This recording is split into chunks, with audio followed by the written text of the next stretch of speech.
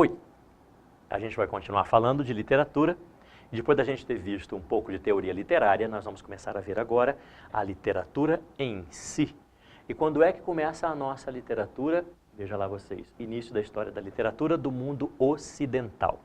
Nós não vamos, portanto, estudar a literatura do Oriente, nós não vamos ver livros da literatura japonesa, nem da literatura indiana e nem da literatura chinesa, por exemplo, nem dos árabes.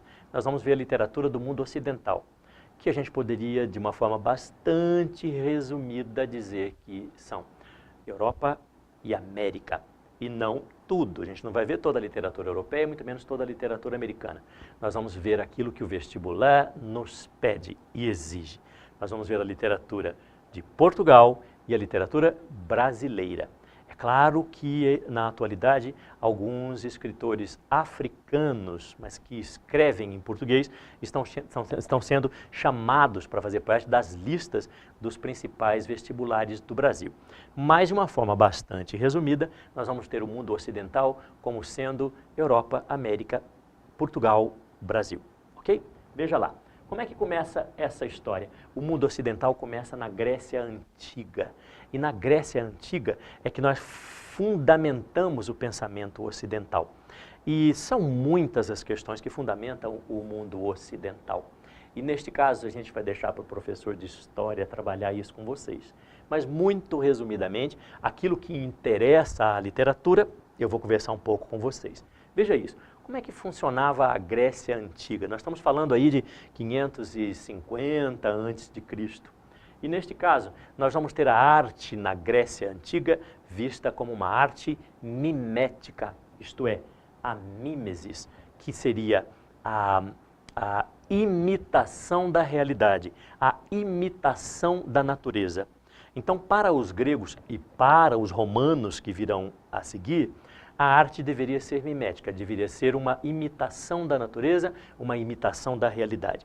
Então, quando eles faziam, por exemplo, uma escultura, eles gostavam de pegar um modelo real e este modelo deveria ser esculpido normalmente em pedra, ou às vezes em barro, e era a imitação da realidade. Não podemos dizer cópia da realidade, porque seria muito esquisito dizer que a gente consegue copiar a realidade. Não, estava parado, era imóvel, era uma imitação. A arte é isso, pura ficção. E nesse caso da imitação, na escultura, fica bastante óbvio quando você vê, ou quando você vai a algum daqueles museus espetaculares, quando você vai a São Paulo no MASP, e você vê, por exemplo, uma escultura grega deste período, você fica extasiado com como ela se parece com a realidade, quanto ela se parece com a natureza. Então, os gregos e os romanos gostavam dessa imitação da realidade e imitação da natureza. Isso vai aparecer na pintura, isso vai aparecer na música e isso vai aparecer na literatura. Essa característica muito específica da arte grega antiga, chamada mimesis, imitação da realidade. Também havia ali entre o povo grego o que a gente chama de hedonismo, que era um gosto muito peculiar. Vocês também são muito hedonistas. Um gosto muito peculiar pela beleza e pelo prazer.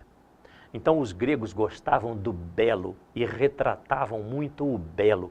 Mas isso na arte, na vida também, eles valorizavam muitíssimo a beleza física.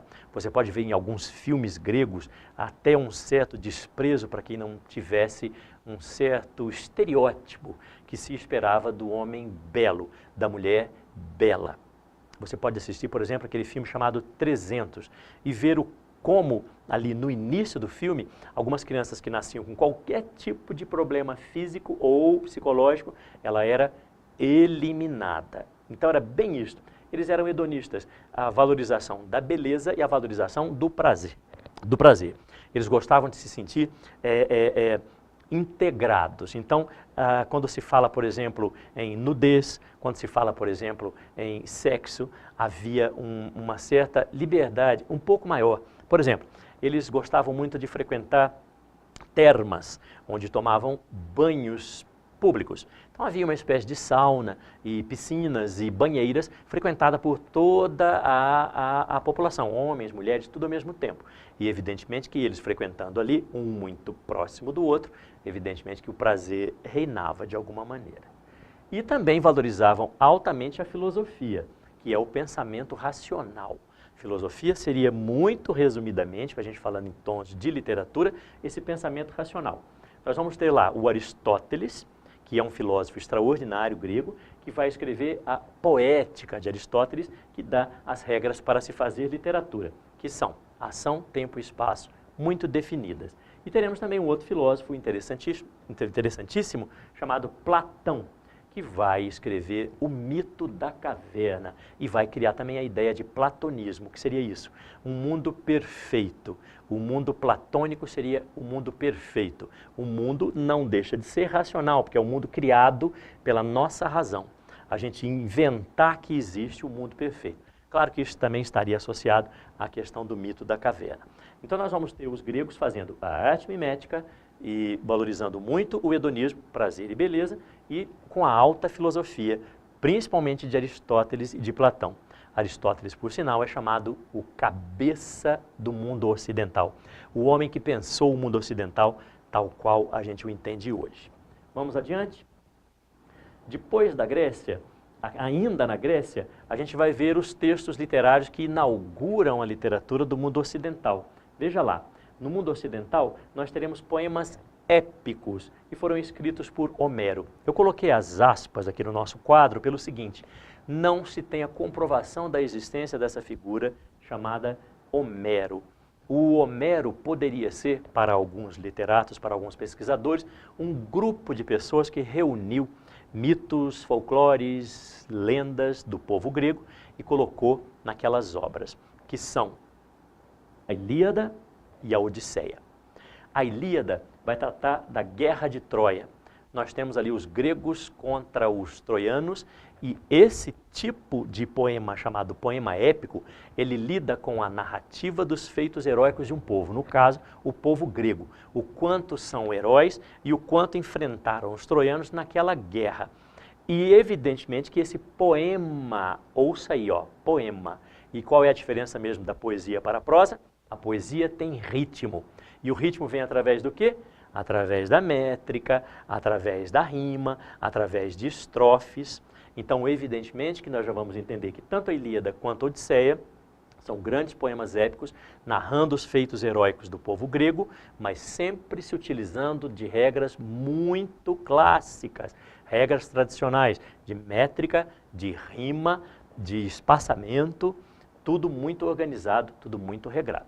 Já a Odisseia, que é praticamente uma continuação da Ilíada, também é um poema épico que vai tratar do retorno de Ulisses, um dos heróis gregos que lutaram na Guerra de Troia, até a Grécia. Vai passar por muitas aventuras, vai se encontrar com muitos seres mitológicos. Eles lidavam muito com a mitologia, no caso desses grandes poemas épicos, que são os primeiros da literatura ocidental. Nós temos provas da existência da Ilíada, nós temos provas da existência da Odisseia. Isso significa que no pensamento acadêmico, nós sabemos que são as duas primeiras obras escritas no mundo ocidental. Depois da Grécia, o Império Romano. O Império Romano quase repetem a cultura grega, quase que imitam a cultura grega. Nós vamos ter quase que todo aquele pensamento, o pensamento da mímesis, o pensamento hedonista, nós vamos ter também grandes filósofos e nós teremos também grandes escritores. E o que os romanos nos deixaram em termos de literatura, em termos assim, grandiosos, universais?